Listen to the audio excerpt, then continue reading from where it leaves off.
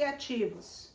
Sejam bem-vindos ao canal Cor e Risco, o lugar onde a gente aprende que não existe erro, só existe nova cor.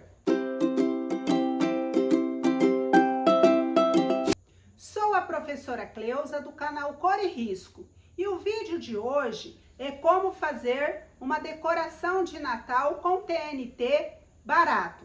E os materiais estão aqui na descrição do vídeo. Assim, prepara os materiais e vem comigo.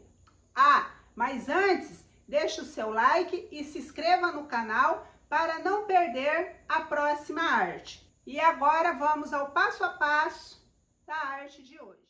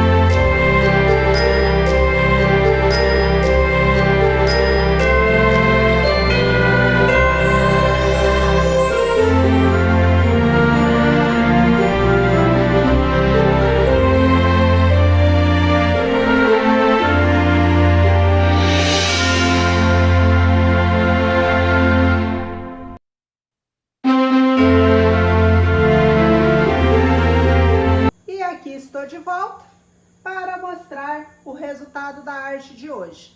Esse aqui é o primeiro painel que eu fiz, como você viu aí no passo a passo.